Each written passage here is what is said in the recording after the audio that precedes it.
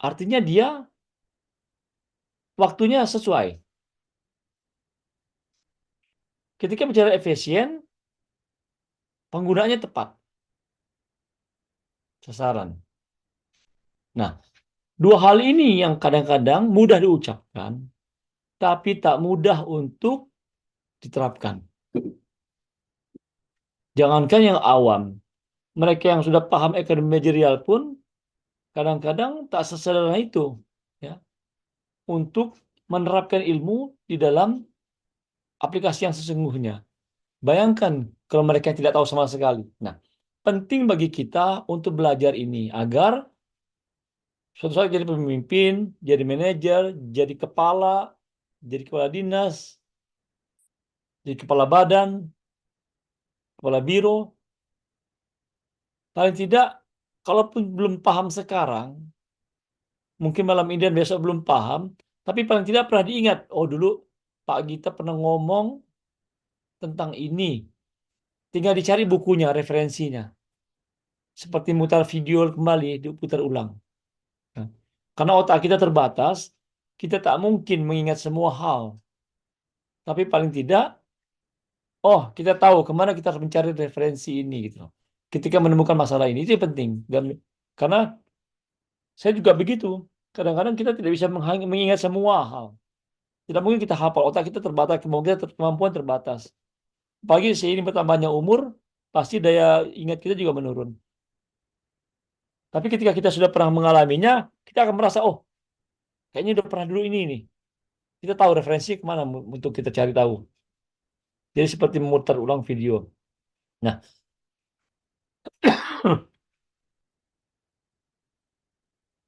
ketika bicara ekonomi manajerial, ada yang menjalankannya, ada yang mengeksekusinya, mengkonsepnya. Itu disebut dengan manajer. Nah, manajer ini bukan jabatan ya. Manajer ini istilah. Ketika dia menjadi seorang seorang direktur, dia tetap seorang manajer. Ketika dia jadi supervisor, dia tetap manajer. Manajer itu orang yang memanage. Nah, ini istilah ya, bukan bicara posisinya. Jadi istilah. Artinya seseorang yang mengarahkan sumber daya untuk mencapai tujuan. Mereka yang memanage sumber daya itu. Jadi, manajer itu adalah mereka yang manage sumber daya. Posisinya bisa direktur, bisa kepala badan, bisa kepala biro, kepala seksi.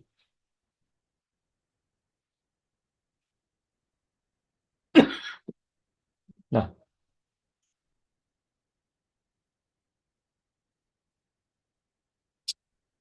oke.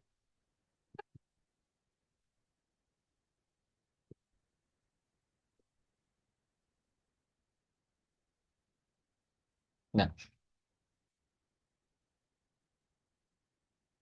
ekonomi digital hadir karena adanya masalah-masalah.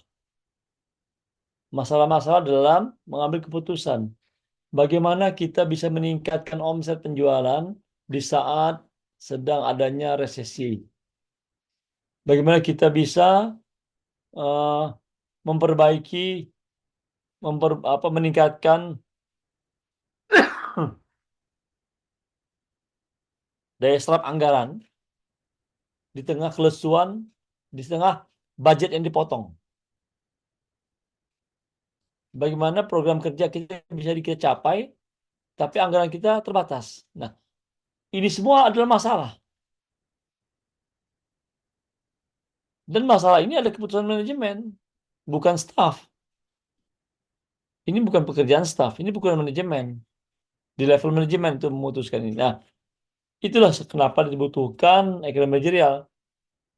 Ketika bicara masalah dalam ekonomi mikro, makro. Kalau mikro misalnya, bagaimana kita bisa, perusahaan bisa bertahan ya di saat kesulitan ekonomi tanpa mem-PHK karyawan. Apakah, oh, Anda tidak akan di-PHK karyawan, tapi gajinya dipotong, berjenjang. Persentase sesuai dengan levelnya, misalnya seperti itu. Di level mikro. Kalau di level makro, seperti saya bilang tadi,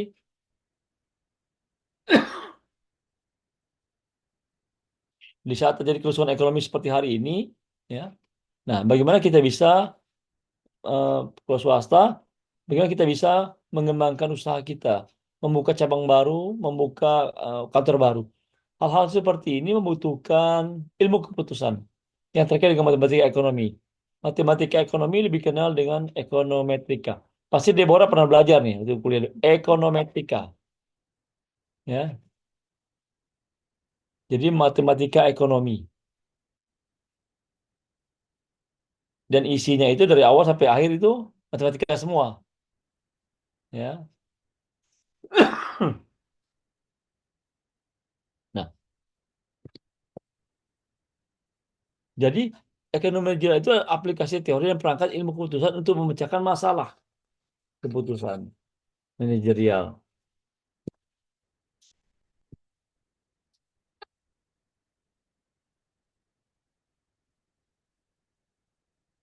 Hmm.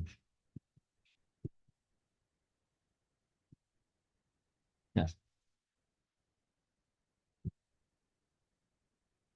jadi ada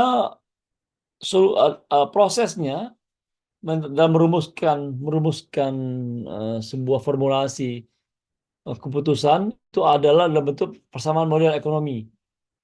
Ya, persamaan model ekonomi yang dipostulatkan oleh teori ekonomi. Jadi memang dia dikonstruksi dari teori ekonomi, kemudian dia diturunkan menjadi model-model ekonomi untuk mencari tujuan bagaimana sumber daya yang terbatas ini bisa digunakan secara efektif, efisien untuk meraih tujuan. Nah, toolsnya, nah ini dia, toolsnya menggunakan statistik, ya. Toolsnya itu menggunakan statistik, ya. Karena model-model seperti ini hanya bisa diolah untuk diproyeksikan agar bisa dipahami, dibaca oleh masyarakat umum, ya hanya melalui statistik. Karena data-data ini awalnya adalah data mentah yang mungkin bisa jadi dia berantakan. Dengan statistik dia akan jadi lebih terkonsep, terstruktur hingga mudah dipahami. Nah, ini contoh saja, tidak usah dipikirkan dan tidak perlu pusing. Ya. Jadi contohnya misalnya ada matematika Q, kalau bicara Q itu misalnya quantity, ya quality.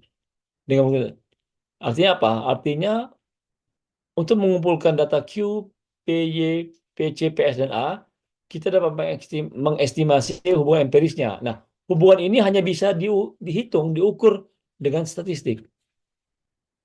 Ya. Nah, jadi ini contoh. Contoh yang saya kasih sederhana agar eh, kayak gini lah kira-kira modelnya itu kayak gini model tuh. Kayak apa sih model ini model ekonomi? Mungkin teman-teman yang bukan dari ekonomi agak bingung. Model ekonomi kayak apa? Ini nih, contohnya seperti ini lah kira-kira modelnya. Ini modelnya.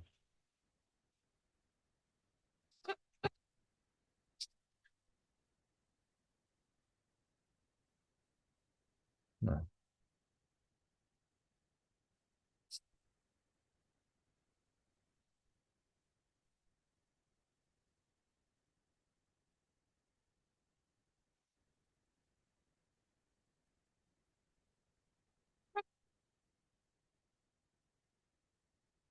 ekonomi manajerial merupakan cabang dari ilmu administrasi bisnis atau business administration. Contohnya misalnya akuntansi, accounting, keuangan, pemasaran, SDM, produksi. Ya. Jadi ini terkait dengan lingkungan bisnis di mana perusahaan beroperasi. Sebenarnya ekonomi manajerial itu ya tidak harus, maksudnya tidak hanya untuk bisnis, tidak hanya untuk swasta. Ya. Nana kerja di mana?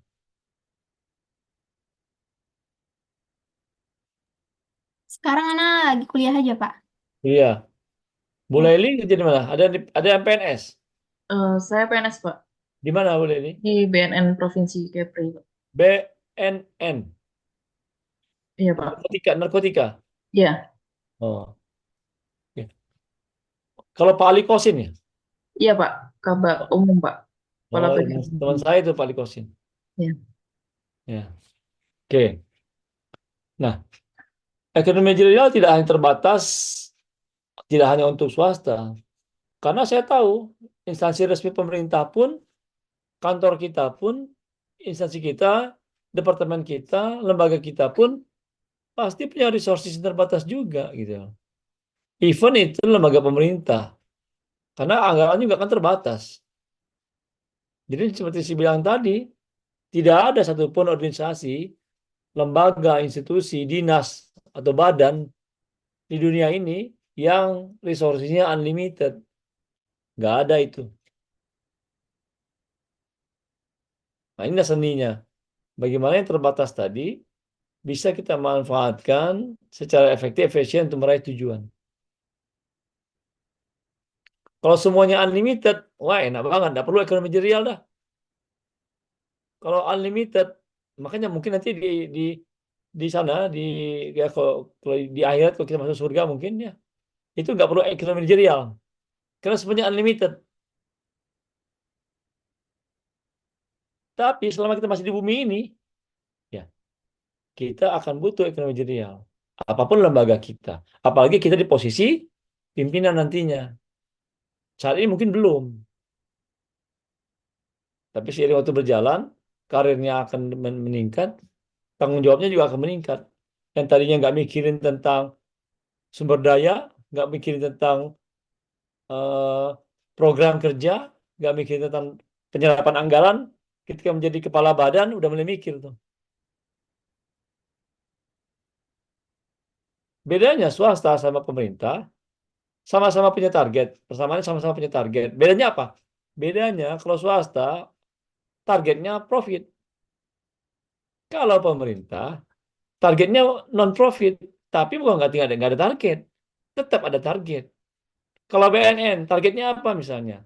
Menurunnya angka, misalnya narkotika, angka terus prevalensi. kesadaran bahaya narkotika. Kan beda. BPS, misalnya. Ya, bagaimana masyarakat bisa eh, aware, familiar dengan BPS.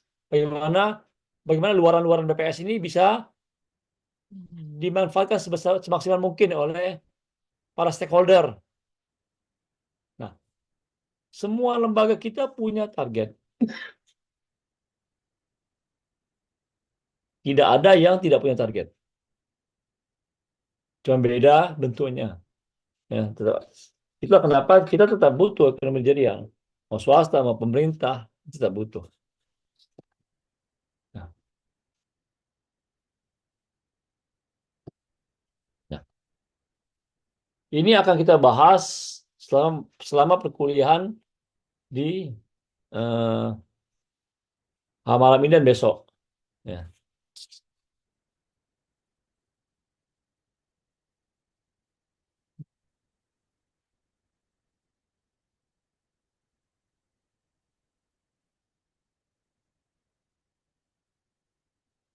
Nah, mengapa penting bagi kita menentukan goal, target, dan mengidentifikasi hambatannya? Karena kita sebelum kita menggunakan sumber daya yang terbatas ini, kita harus tahu dulu mengidentifikasi target. Jangan sampai buat target yang tak mungkin dicapai. Seperti menggarami air laut.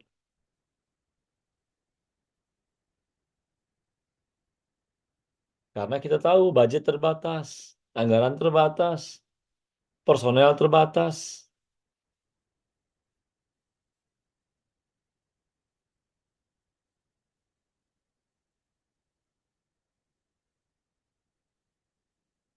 Karena keterbatasan inilah, akhirnya lembaga kita menggandeng bekerja sama lembaga-lembaga lain. Kalau BPS pernah ada pojok statistik, ada Gurindam di kampus Uniba, ya. BNN juga suka ada program Go to Campus. Ini kan untuk menggandeng pihak lain, karena kita tahu sumber daya kita terbatas. Orang kita terbatas. Budget kita terbatas. Bagaimana caranya agar program kerja kita ini bisa maksimal, terraih dengan anggaran terbatas ini. Nah, hal-hal seperti ini harus kita pikirkan. Makanya, contoh, contoh di gambar ini, misalnya perusahaan distribusi makanan.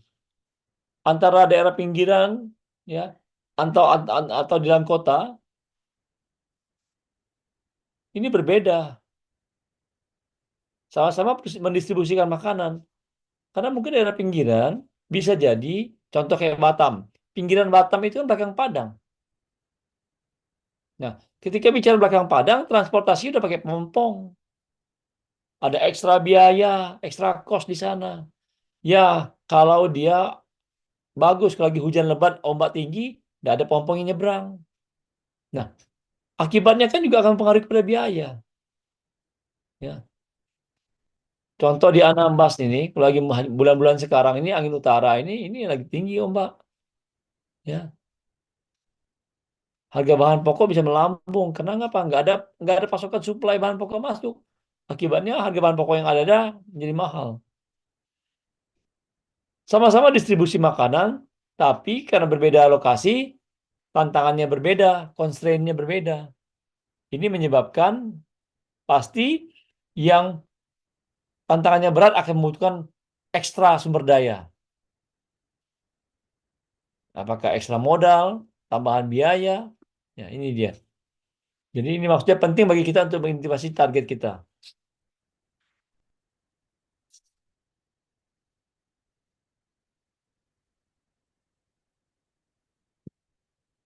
Oke.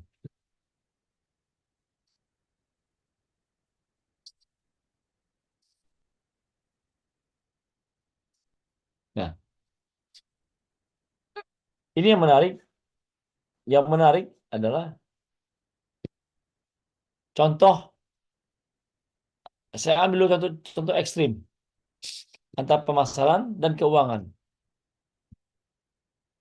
Dua ini, dua ini nih kayak apa ya? Kalau bisa dibilang secara teori itu seperti Tom and Jerry. Yang satu, ya, yang satu orientasinya kalau sepak bola, yang marketing itu dia striker. Nah, kalau saya bicara bola pasti paham lah analoginya sepak bola nih, kesebelasan bola. Yang marketing itu striker, yang finansial itu kipernya. Yang satu maunya ngegolnya terus, gas terus. Yang satu tahan terus, bertahan terus. Nah, dua orientasi ini kan seperti kutub utara, kutub selatan ini. Tapi perusahaan butuh dua-duanya ini.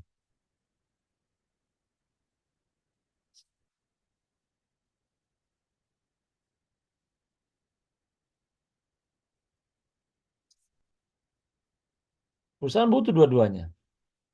Bu Elena kerja di mana? Saya guru, Pak, di Man Insan Cendekia. Guru Man Insan Cendekia. Pasti di Man Insan Cendekia ada keuangan kan? Ada bagian Ada, keuangan? Ada kan? Nah, ada, Pak.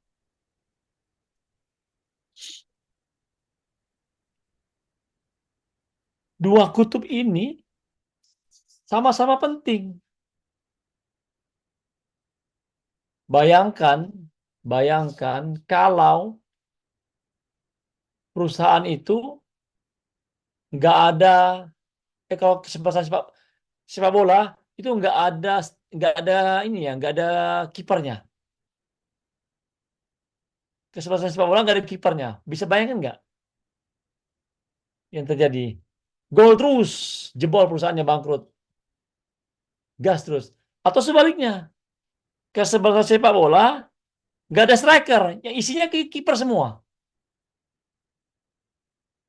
Nggak ada yang menciptakan gol. Atau kayak mobil, rem sama gas.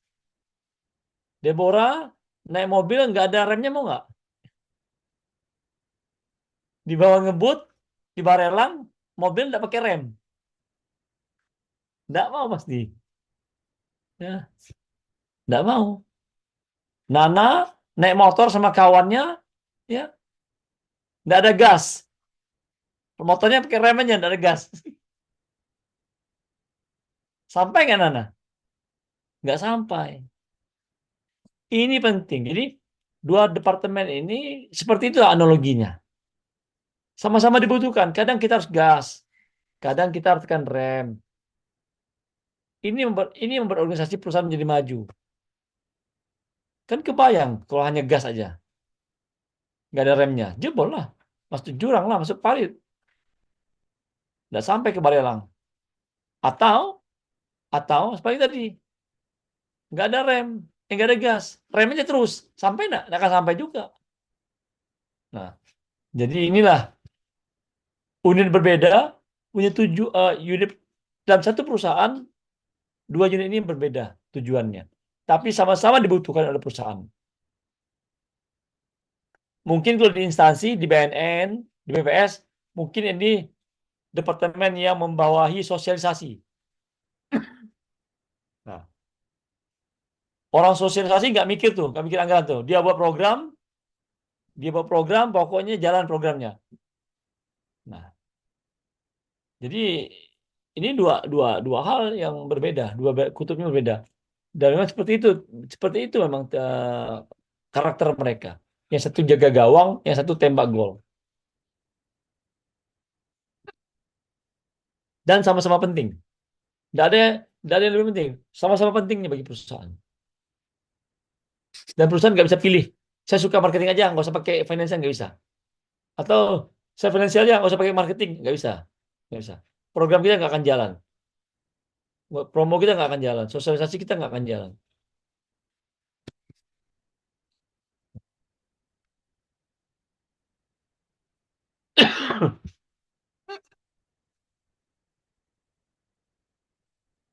Nah, penting bagi kita untuk mengenal dari nature kita.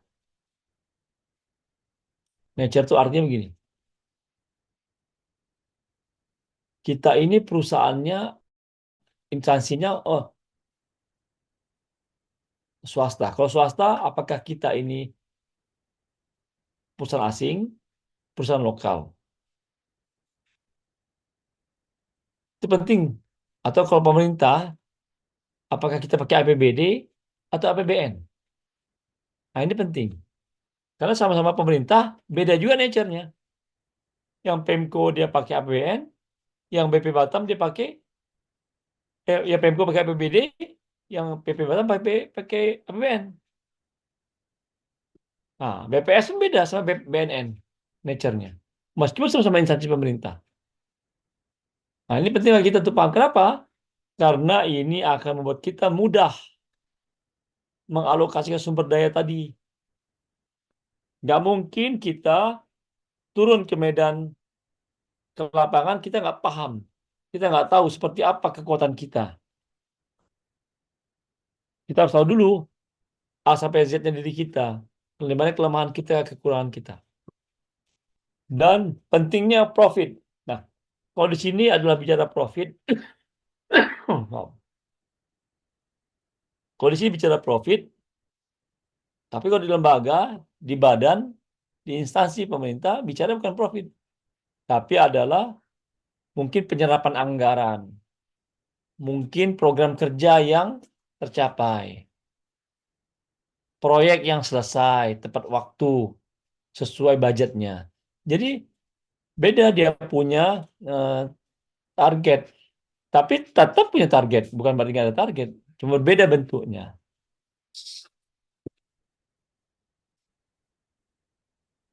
Nah, jadi ada namanya disebut accounting profit dan economic profit. Ini adalah dua uh, hal yang berbeda. Yang kadang-kadang kita pun agak-agak rancu kalau di luar ya, di masyarakat awam agak rancu membedakannya. Contoh nih, accounting profit. Sejumlah uang yang diperoleh dari penjualan. Jadi kalau total penerimaan adalah harga dikali kuantitas barang yang dijual.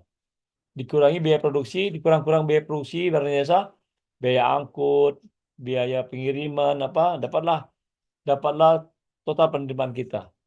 Ini disebut dengan accounting profit. Jadi yang dibilang pengeluaran pengeluaran dikurangi apa namanya, cost, ya, penjualan dikurangi pengeluaran, dapatlah untung. Nah, ini disebut dengan accounting profit.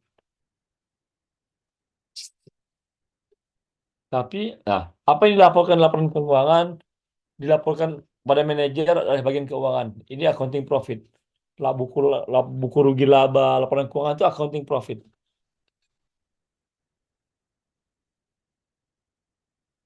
Nah, tapi ada yang istilah lain economic profit.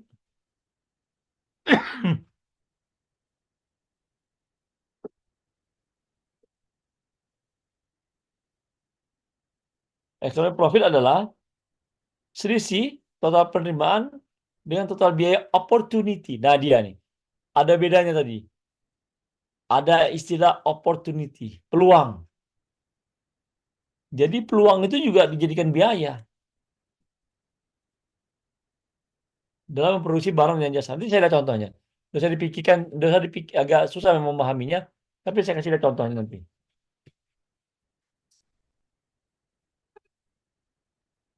Nah, dan biasanya biaya opportunity itu lebih besar dibandingkan biaya akuntansi. Biaya opportunity itu apa sih, Pak? Nah, ini contohnya ya. Nih. Mana ini? Nah, contohnya. Bisnis Bread Talk atau Jiko Donat memiliki gedung sendiri. Biaya untuk produksi merupakan biaya akuntansi. Jadi biaya produksi itu biaya accounting cost. Pada akhir tahun, bagian keuangan melaporkan bahwa biaya produksi sebesar 300 juta. Total penerimaan 1 miliar. Artinya ada accounting profit 700. 1 miliar dikurang 300. Dapatlah 7 juta. 700 juta itu accounting profit secara teori. Ya, ini kita kalau awam nggak paham ini. Tapi ini bukan keuntungan. Ini adalah accounting profit. Karena di balik ini ada yang namanya economic profit. Nah, untuk menentukan laba ekonomi, berapa hal diperhitungkan. Jadi ada beberapa syarat kondisi yang harus dipertimbangkan. Nah, ini dia. Ini contoh ya, contoh. Gaji pemilik jika bekerja di perusahaan lain. Nah, misalkan digaji 240 juta.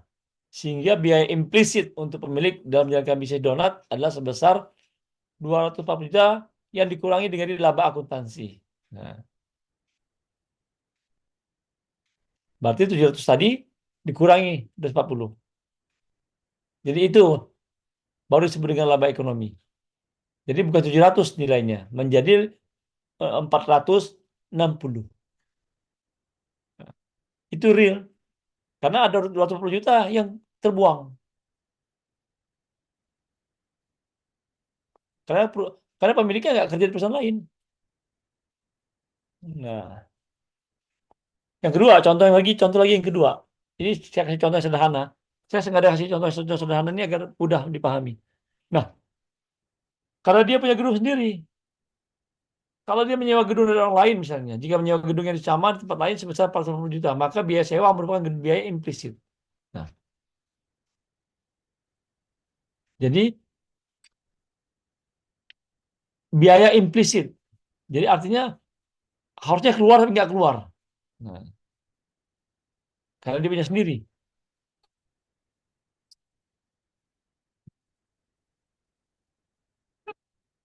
Nah, biaya ekonomi untuk kasus tersebut 300 juta tambah 240 tambah 40 jadi 1 miliar 20 juta.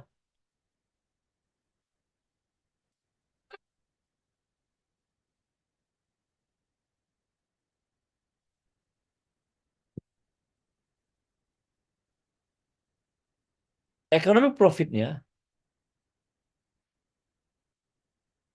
1 miliar Dikurang 1 miliar 20 juta. Jadi jatuhnya rugi. Rugi 20 juta. Jadi yang tadi dihitung 700 juta untung itu sebenarnya secara ekonomi profit dia rugi. Nih dia. Pelan-pelan nih. Orang yang bukan ekonomi agak bingung nih, Mami ini. Kok bisa ya, Pak? Tadi dia untung 700 juta, Pak, uangnya. Iya, tapi sebenarnya ada opportunity yang hilang.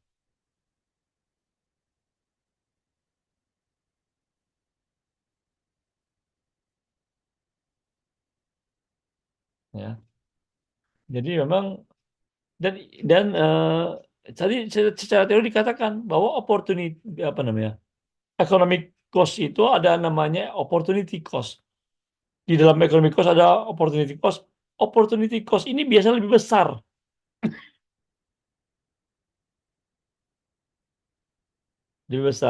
dibandingkan counting cost.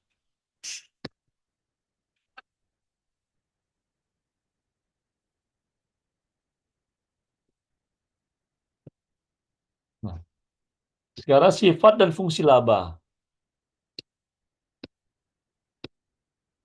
Contoh, saya kasih contoh yang sederhana aja, yang gampang-gampang aja. Nggak usah, kalau yang gampang aja masih, yang gampang pun agak susah juga, bingung. Apa yang rumit? Nih,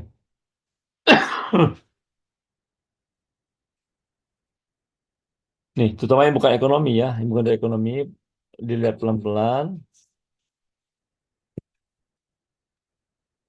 Laba penerimaan dikurangi biaya, ya kan? Kita tahu lah nih. Income dikurangi sama cost, dapatlah profit laba. Laba bisa ada namanya laba bisnis sama laba ekonomi. Bisnis profit, ekonomi profit. Penerimaan dikurangi biaya akuntansi. Eksplisit. Eksplisit jelas dia. Laba ekonomi, penerimaan dikurangi biaya eksplisit dan biaya implisit. Nah, contoh, contoh. Sebuah perusahaan melaporkan laba bisnisnya 30 juta per bulan. Tapi sebenarnya, sang pengusaha dapat memperoleh penghasilan sebesar 35 juta per bulan dari bekerja di perusahaan lain. Dan modalnya bisa menghasilkan 15 juta per bulan jika diinvestasikan di bisnis lain. Contoh, lihat dulu nih contohnya.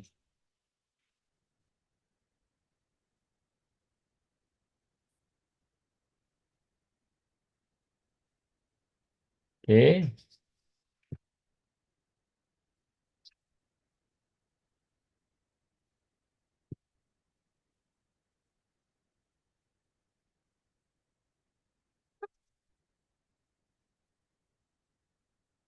Hmm. Ini istilah-istilah bisa dilihat.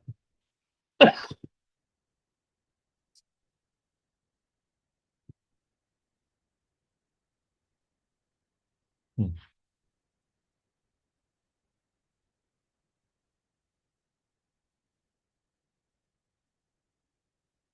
Kalau bicara ekonomi profit, berarti perusahaan itu ya 30 juta dia dapat laba bisnis dia.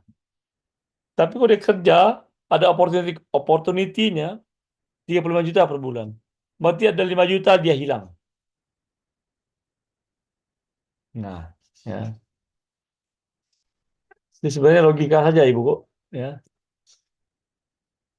Sama modalnya tadi, modal dia diinvestasikan di saham misalnya bisa 15 juta per bulan. Artinya ada 20 juta yang hilang.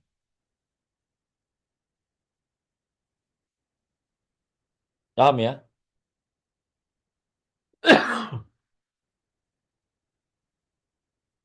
Ini adalah biaya yang eksplisit, yang implisit, ya, implisit karena dia adalah opportunity cost.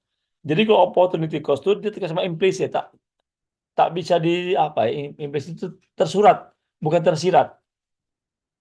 Karena kan ini kan bicara andainya. Andainya dia bekerja, bisnis dia 30 juta. Makanya orang kalau keluar dari perusahaan, ya, keluar dari instansi, mau pensiun dini, dia harus punya, misalnya contoh, dia harus bisa menghitung bisnis dia nanti harus lebih besar dibandingkan gaji dia. Baru dia bisa untung. Kalau misalnya dia pensiun dini, penghasilan usaha dia tidak lebih besar dibandingkan gajinya terakhir, itu artinya dia sebenarnya rugi. Ada biaya implisit. Ini kayak ini contohnya.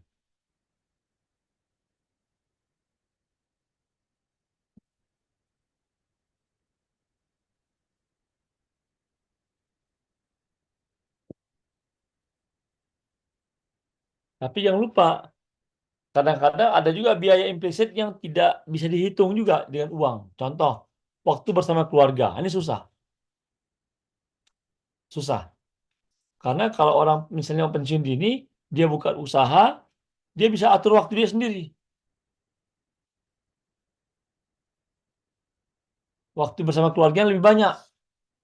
Nah, ini nggak bisa kita uangkan.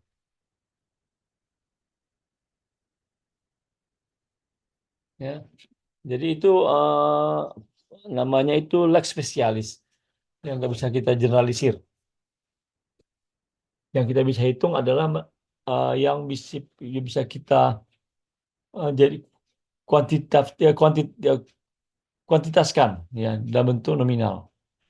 Kalau sifatnya waktu bersama keluarga itu sifatnya sangat subjektif, nggak bisa kita nominalkan. Nah, ini istilah-istilah dalam teori teori laba ya. Ada istilah risk bearing theories of profit misalnya. Laba itu normal dulu agar pertahan di sini. Jadi eh, ada usaha-usaha yang memang butuh laba besar agar bisa bertahan lama. Ya. Bisa ada lagi laba karena gesekan frictional theory of profit karena ada gangguan pada keseimbangan jangka panjang. Misalnya contoh sekarang nih, ya minyak lagi perang Israel sama eh, Palestina perang. Laut Laut Tengah yang menjadi jalur minyak itu perang juga tidak aman. Akibatnya harga minyak naik. Untuk jangka panjang, untuk jangka panjang ini akan mempengaruhi perusahaan-perusahaan minyak yang mendistribusikan minyak. Akibatnya ini akan mempengaruhi harga minyak dunia di jangka panjang. Friksi ini akan terus terjadi, gangguan-gangguan ini. Ada yang mendapatkan laba, manfaat dari kondisi ini. Siapa mereka? Nah, mereka-mereka yang bisa, misalnya contoh, ketika laut, ketika nggak bisa lewat Laut Tengah, minyak dari Rusia ya bisa bisa sampai ke Asia tanpa melalui Laut Laut Merah. Jadi ini artinya Rusia mengambilkan manfaat, laba karena gesekan, karena ada friksi. Hal-hal seperti ini ada yang diuntungkan, kadang-kadang yang dirugikan, ada yang diuntungkan. Tapi inilah kadang-kadang seperti itu. Ya, di satu sisi dia rugi karena perang, tapi sisi lain ada yang mendapatkan manfaat dari perang. Ada yang jual senjata karena perang. Banyak padahal dengan senjata itu banyak orang yang misalnya terbunuh karena perang. Kerugian, kehancuran di satu sisi. Tapi di sisi lain dapat keuntungan. Jadi kadang-kadang hidup itu tidak adil. Dan memang tidak adil hidup ini. Ya. Kalau mau adil itu ada satu keadilan, 1 meter di bawah tanah. Dari laba monopoli. Orang mendapatkan laba karena monopoli. Bisa, ya, monopoli. Contoh, contoh, misalnya PLN. Ada yang kerja di PLN nggak ya? Nggak ada yang, dan nggak ada. PLN itu monopoli. Memangnya kalau dia mau matikan listrik kita, kita mau cari listrik swasta. Kan nggak bisa. Tetap aja judulnya PLN juga yang cari. Meskipun kita maki-maki dia, kita caci maki pun, ya tetap aja kita pakai. Nah ini monopoli namanya. Pasar tunggal. Dia pemain tunggal. Nggak bisa kita apain. Selanjutnya adalah teori laba inovasi. Mendapatkan laba karena ada inovasi yang berhasil. Ya, inovasi yang sukses.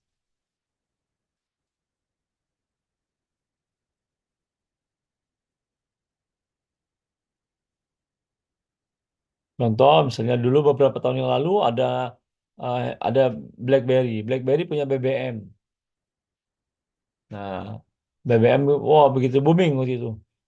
Sebelum ada WhatsApp, BlackBerry meraih untung besar karena punya inovasi, yaitu BlackBerry Messenger. Sama sekarang, Gojek meraih untung besar karena inovasi. Perusahaan transportasi, tapi nggak punya armada. Kan nggak kebayang 10 tahun yang lalu. Macam mana mau punya perusahaan transportasi tapi nggak punya armada?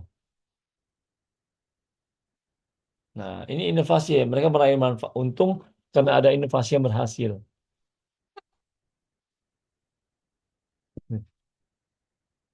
Laba karena efisiensi manajerial. Nah, karena penggunaan sumber yang terbatas tadi yang tepat, efektif, efisien, akhirnya mereka mendapatkan laba. Karena semuanya terukur. Pengeluarannya terukur. Laba karena perusahaan efisien. Oke. Fungsi laba.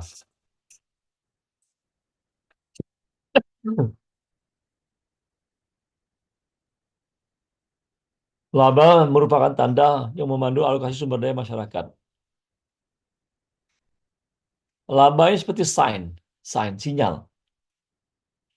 Artinya ketika kita mendapatkan laba, artinya sumber daya kita itu satu diterima pasar. Ketika ada laba, artinya strategi kita tepat. Ketika ada laba, artinya resources kita tepat sasaran. Ini sign.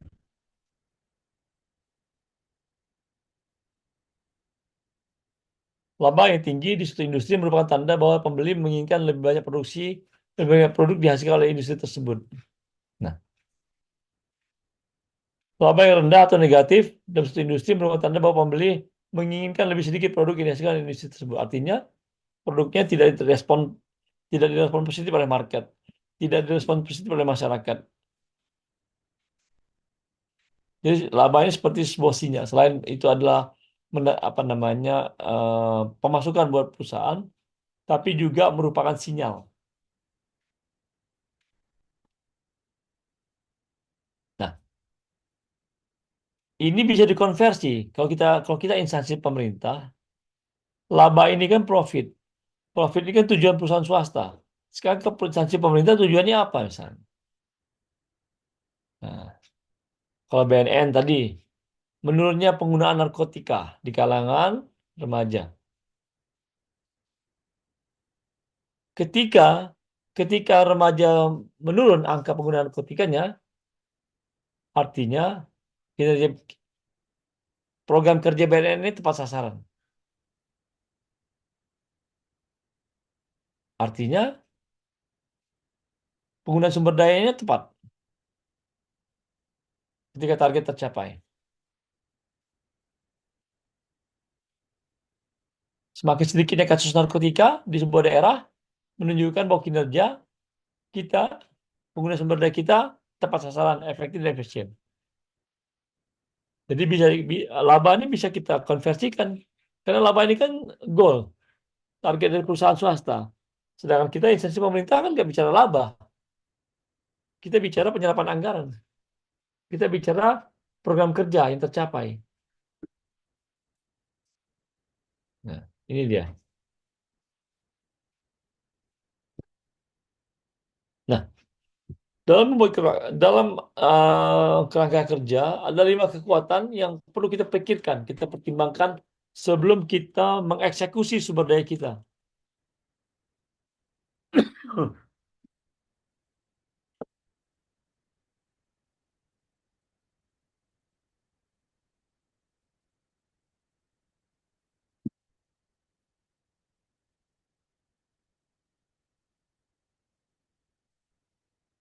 Nah, Sebelum kita mengeksekusi sumber daya kita, ada 5 kekuatan yang harus kita pertimbangkan betul. Kita kita ambil ambil penting. Yang pertama adalah pemasukan. Dari mana kita pemasukannya?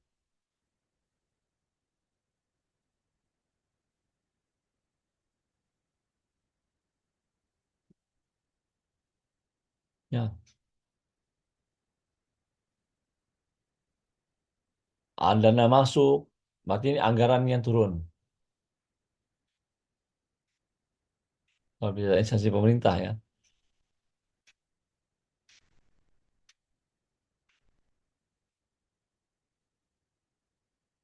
Ini pemasukan semua, input. Ya, input.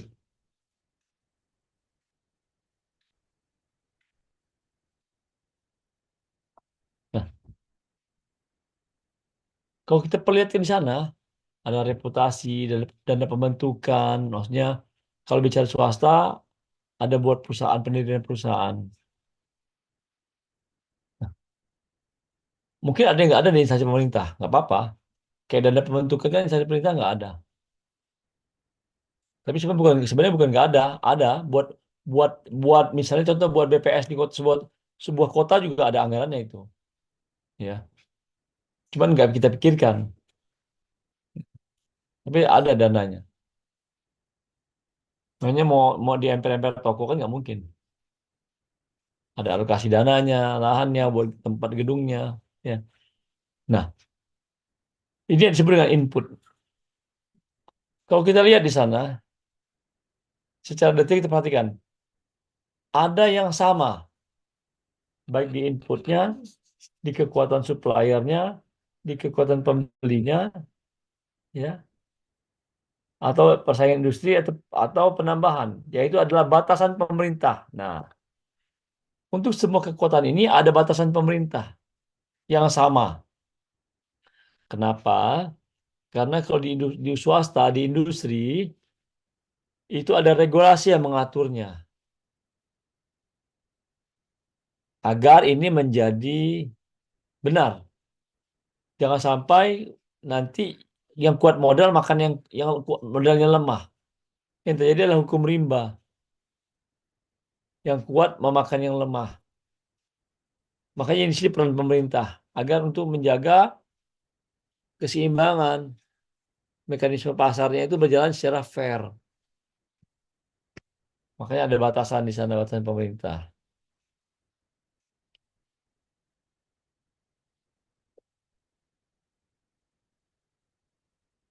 Ada kekuatan supplier, kekuatan pembeli, persaingan industri, ya.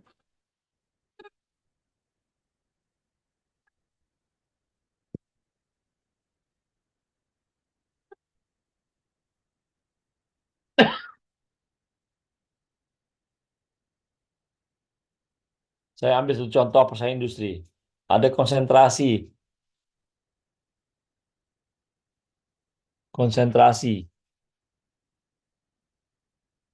Mereka, kita, ya, contoh, contoh.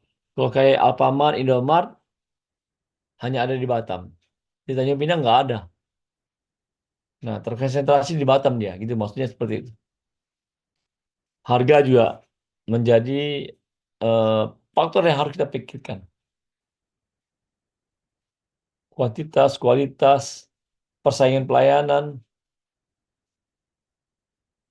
nah, rumah sakit pemerintah, rumah sakit swasta bersaing nih. Ketika bicara persaingan pelayanan.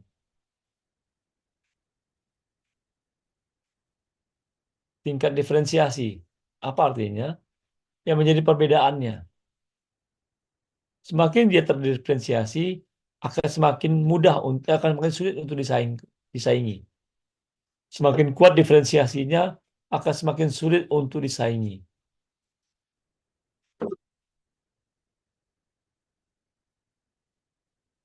Karena apa? Karena produk itu menjadi unik.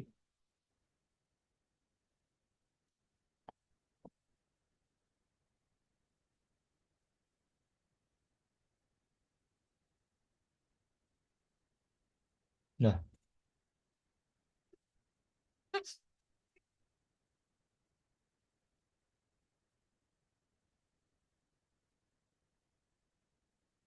contohnya Batam. Batam memiliki tingkat diferensiasi yang tinggi dibandingkan daerah lain di Indonesia. Tidak ada kota di Indonesia yang seperti Batam.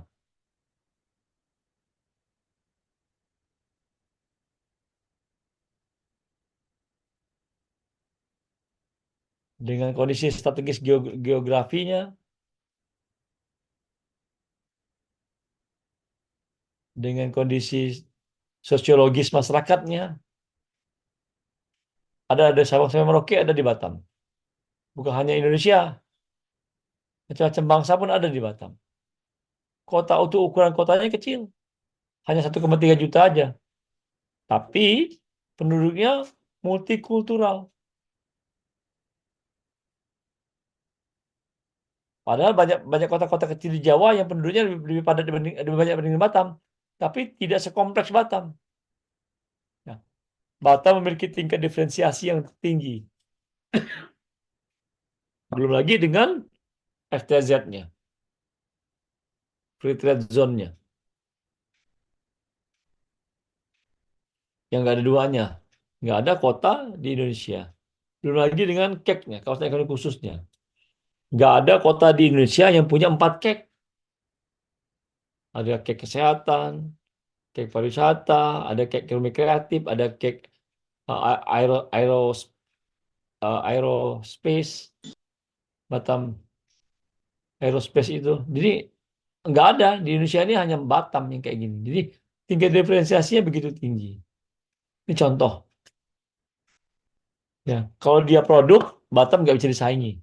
Kalau dia produk, susah untuk dikalahkan. Nah, makanya kalau ingin tak tersaingi di depan pimpinan, di kantor, kita harus punya diferensiasi yang tinggi. Kuliah menjadi MM salah satu cara untuk memiliki diferensiasi. Nanti tambah lagi dengan misalnya khusus bahasa Inggris, tambah lagi bahasa Mandarin, agar kita terdiferensiasi dibandingkan yang lain. Dan itu akan memperkuat position kita, daya tawar kita di organisasi. Itu otomatis. Di bisnis juga begitu. Sebuah produk, sebuah jasa, semakin dia terdiferensiasi dibandingkan yang lain, dia akan semakin unik dan dia akan sulit disaingi.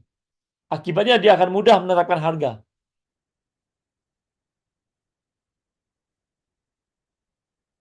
Semakin unik, semakin tersaingi, orang akan akhirnya mereka akan semakin mudah untuk menetapkan harga karena dia unik. Sebaliknya, kalau dia tak boleh diferensiasi, dia common product, common service, dia produk kebanyakan, jasa kebanyakan, ya akibatnya ya dia mudah untuk dikalahkan, mudah untuk digantikan.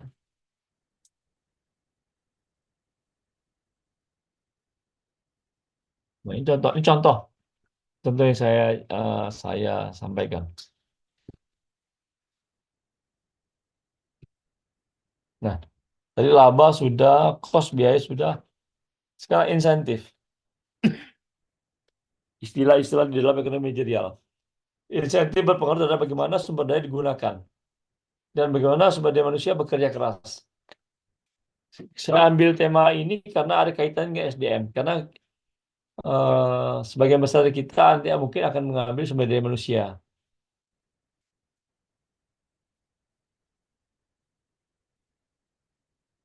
Nah, perusahaan, organisasi harus mempunyai suatu aturan tentang pemberian insentif untuk membangkitkan semangat kerja. Di kantor pasti ada namanya tunjangan kinerja. Ya, di kantor kita ada yang namanya tukin. Tukin itu adalah sebuah aturan tentang pemberian insentif tunjangan untuk membangkitkan semangat kerja.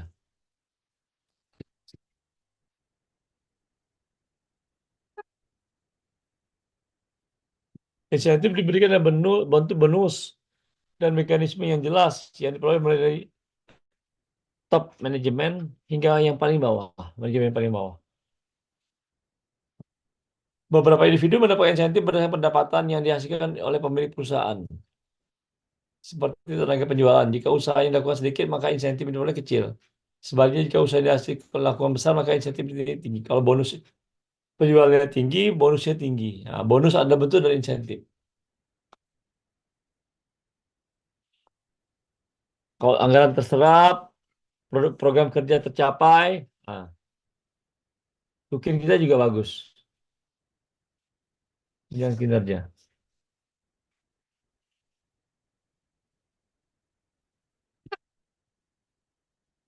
Nah, market.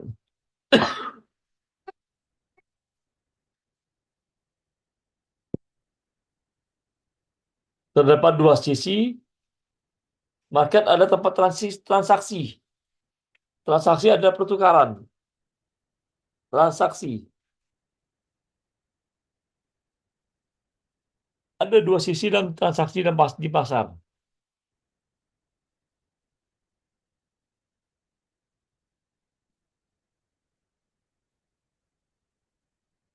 Setiap pembeli dari barang jasa terdapat hubungan dengan penjual.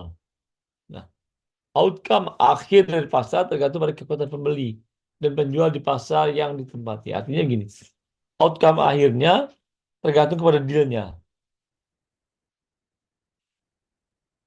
Seberapa kuat dua pihak ini saling mempengaruhi, saling menarik. Nah, di pasar ini ada namanya consumer producer rivalry, persaingan konsumen sama produsen, konsumen sama konsumen, produsen dengan produsen. Jadi ada tiga sumber persaingan yang eksis di market. Jadi jangan lupa ada sumber, tiga persaingan, tiga jenis persaingan yang eksis di transaksi ekonomi atau di market. Yang pertama, persaingan konsumen dengan produsen. Yang kedua, konsumen sesama konsumen. Yang ketiga, produsen dengan produsen.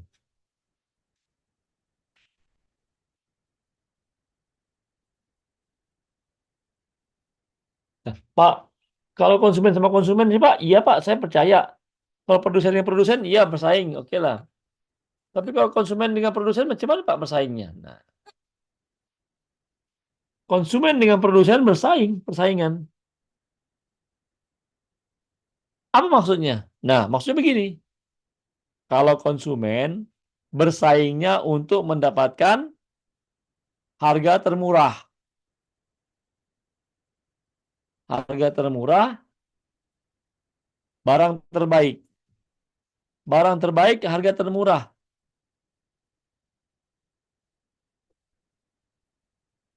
Kan pinginnya kita gitu kan sebagai konsumen kan.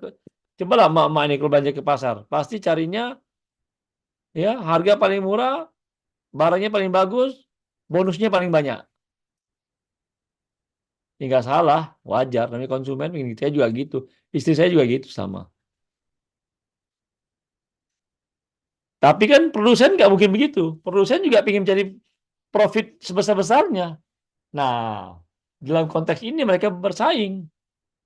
Jadi yang satu ingin mendapatkan manfaat sebesar-besarnya, yang satu juga ingin mendapatkan keuntungan sebesar-besarnya.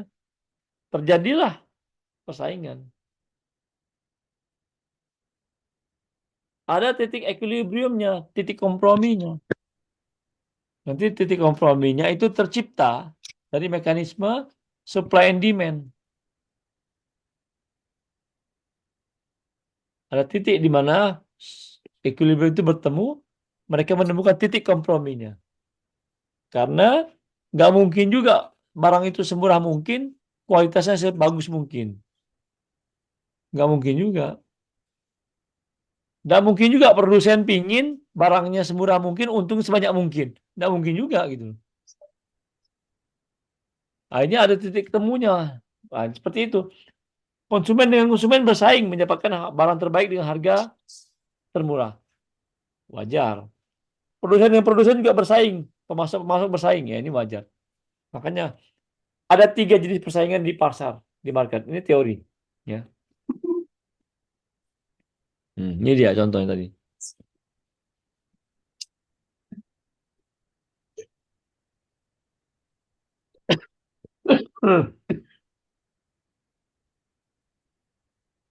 Di mana peranan pemerintah? Peranan pemerintah untuk memastikan proses pasar ini berjalan secara wajar, alamiah.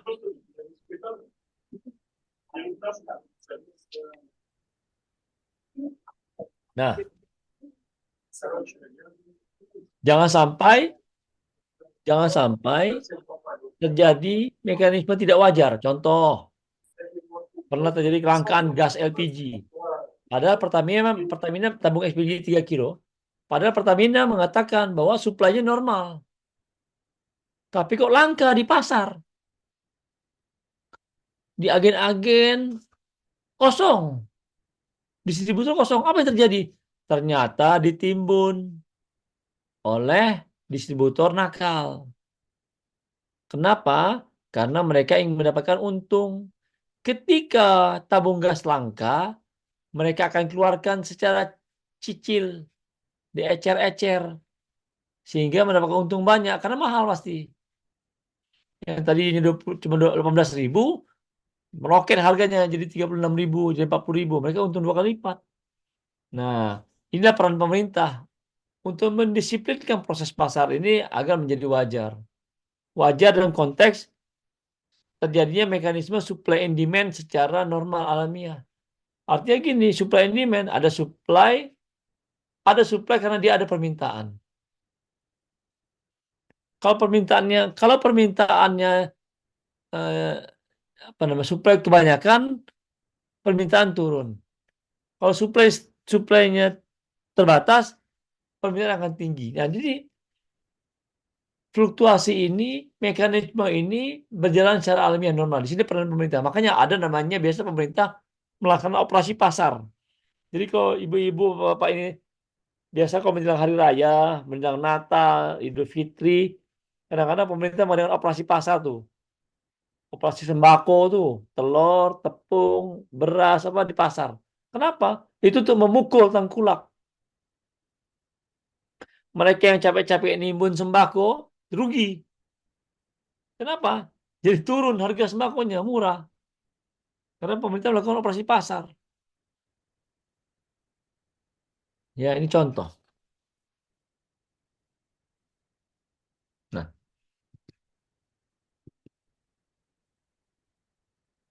perusahaan yang mengkombinasikan organisasi berbagai sumber daya yang bertujuan memproduksi barang dan jasa untuk dijual. Ini contoh perusahaan swasta.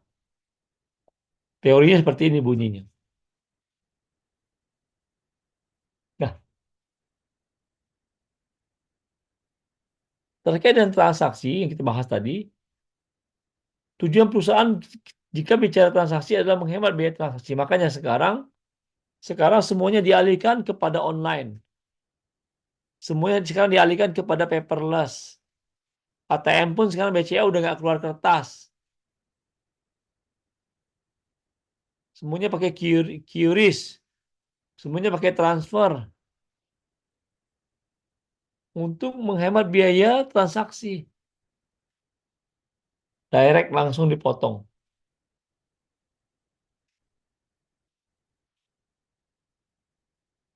Nah, fungsi perusahaan membeli sumber daya atau info berupa tenaga kerja, ya, modal, dan bahan baku, raw material, untuk diubah menjadi barang dan jasa untuk dijual. Dan ini adalah bagian dari circular flow of economic activity. Arus sirkulasi dari aktivitas ekonomi. Di mana tenaga kerja, manpower, kapital, raw material, itu diubah menjadi barang dan jasa yang bisa dijual.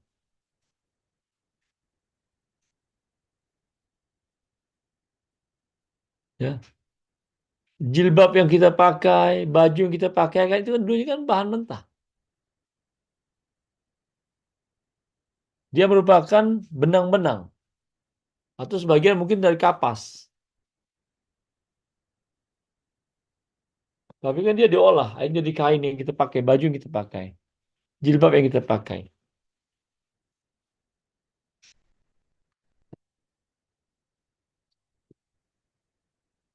Nah, tujuan dan nilai perusahaan. Tujuan perusahaan memaksimalkan laba sekarang atau jangka pendek. Jadi jangka pendek tujuannya adalah memaksimalkan laba. Jadi kalau ngejar target penjualan itu dia target jangka pendek.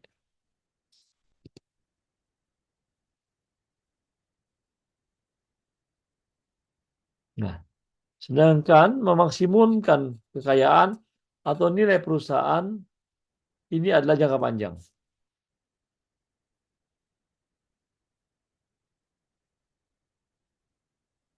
Memperbanyak aset.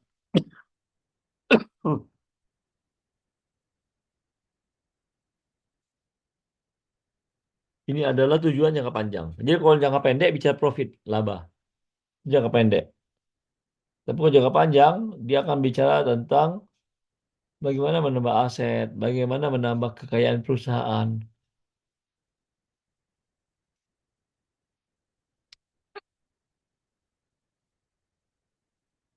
Nah,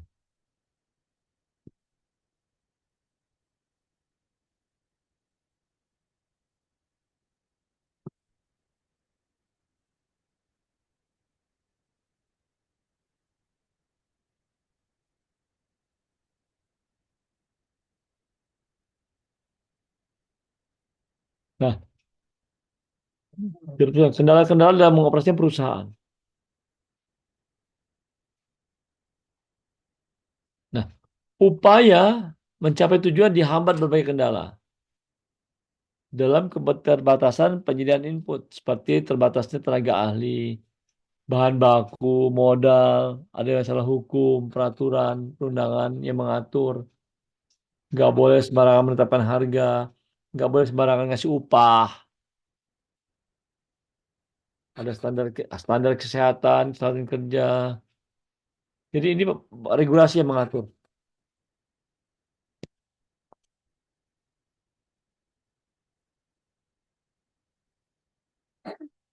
Teori perusahaan yang mempostulatkan tujuan perusahaan untuk menghasilkan kekayaan dinilai terlalu sempit dan tidak realistis.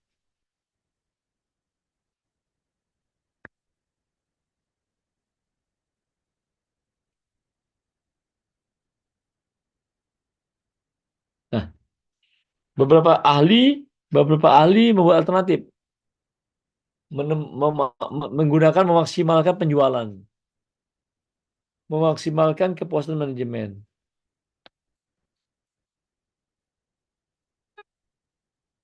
atau perilaku pemuasan. Jadi ini eh, apa? Bagaimana para ahli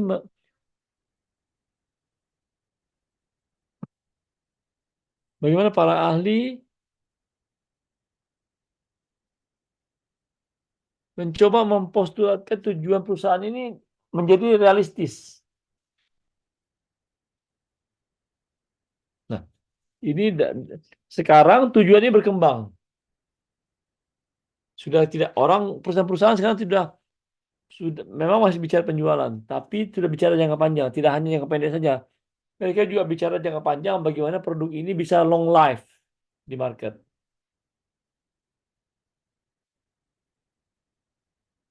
Bertahan untuk jangka panjang. Jadi tidak hanya sekedar laku.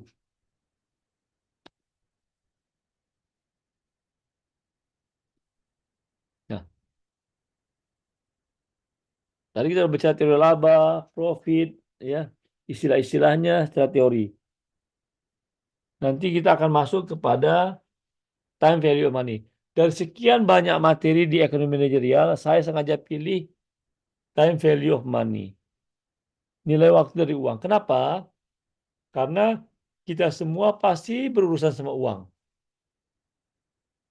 Hari-hari kita pasti ada urusan dengan uang. Bisa kecil, bisa besar, bisa receh, bisa banyak. Artinya sengaja, memang saya sengaja pilih tema ini. Bukan nggak sengaja, sengaja. Agar ini bisa bermanfaat bagi kita semua. Ya. Agar kita tahu bagaimana kita mentreatment uang kita. Penting bagi kita untuk bisa mentreatment uang kita, memperlakukan uang kita. Bagaimana bisa memperlakukan uang, ya, secara benar. Karena uang itu ternyata punya nilai waktu. Nilai waktu ini, contoh sederhananya, adalah begini. Ingat nggak, dulu waktu masih kecil-kecil ya, waktu masih kecil-kecil, Nana umur berapa sekarang Nana? 25, Pak. 25. Berarti Nana kelahiran tahun 99. 99. Oke. Ya. Nana, terus bilang, wah, saya udah lulus S1 itu kuliah. Iya, Pak. Waktu Nana masuk SD berarti tahun 2007. 2000, 2006 atau 2007 gitu, Pak. Ya, masuk SD. Uang bekal apa dikasih uang jajannya berapa sih dulu? 7.000. Tapi Tujuh bawa ribu. bekal juga. Iya, Berapa? 5.000 kayaknya, Pak. 5.000. Oke, Ya, lima tapi bawa ribu. bekal juga.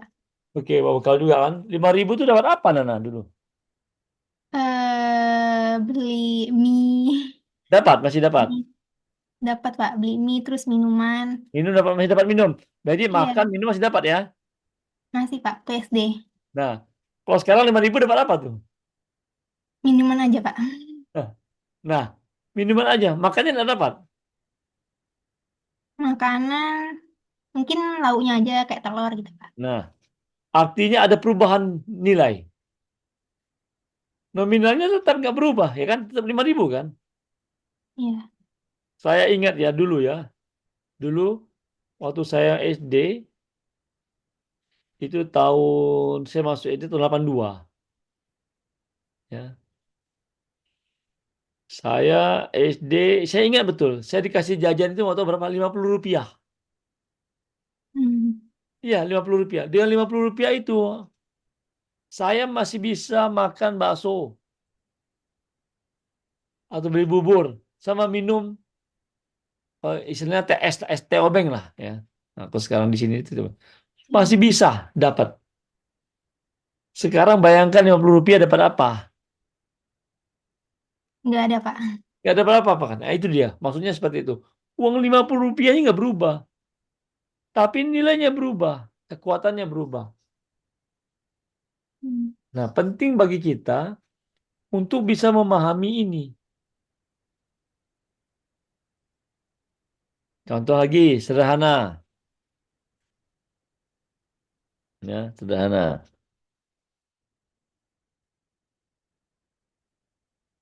Dulu, tahun 95,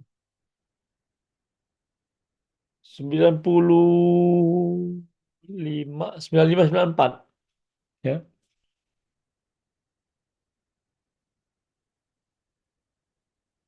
Ongkos pergi haji ONH itu 7 juta.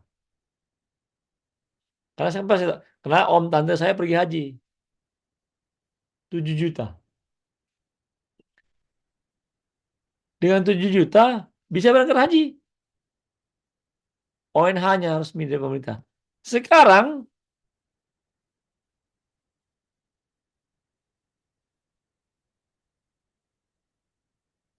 50 juta. Nah, artinya ya 7 juta dulu tahun 94 setara dengan 50 juta sekarang untuk pergi haji. Nah, itu maksudnya. Artinya ya kalau dengan Nana tadi contoh dengan minum, makan anggaplah 5.000, sekarang mungkin setara dengan 15.000. Nah, jadi uang 5.000 dulu tahun 2000 anggaplah 2006. Ya. Sekarang 2024, 18 tahun. Eh, ya 18 tahun ya. Setara dengan 15.000 sekarang.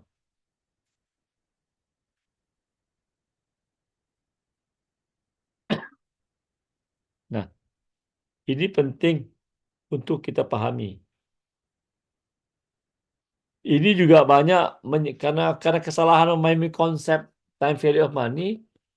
Jadi banyak orang yang mungkin kalau kita suka baca koran itu ada arisan-arisan apa ya, arisan berantai, investasi bodong,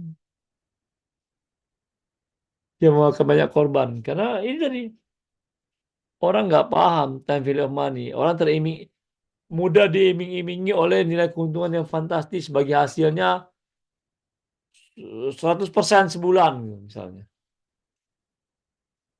Jadi hal-hal mendasar seperti ini yang kita pahami. Karena uang ini lekat dengan keseharian kita.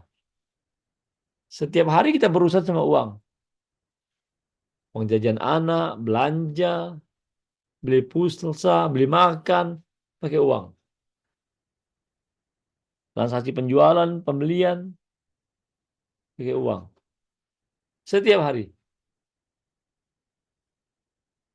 Setiap hari keluar. Tapi masuknya sebulan sekali. Nah, penting bagi kita untuk memahami ini. Nanti karena ini ada sedikit hitung-hitungannya, nanti kita akan bahas ini besok. Ya, ini ada buku referensinya, ya, yang untuk saya pakai untuk ekonomi manajerial. Bukunya dalam bahasa Inggris semua. Jadi PowerPoint ini saya rumuskan dari buku Manager Economic and Business Strategy. Ya, bukunya tebal, lumayan lah, sekitar mungkin 8 cm lah tingginya. Ya. Melihatnya jadi pusing. Nah, oke, sampai di sini. Silakan jika ada pertanyaan. Nanti besok kita akan bahas tentang time value of money, ya, yang menjadi pokok bahasan utama kita di mata kuliah ekonomi digital. Jadi dari sekian banyak tema, saya memang sengaja pilih time value of money agar Bapak Ibu paham bahwa uang itu seperti ini konsepnya, ya. Jadi kita juga ketika kita memahami konsep dari uang, kita mudah untuk mentreatmentnya. Ya. Silakan jika ada pertanyaan terkait dengan apa yang saya sampaikan malam ini. Silakan.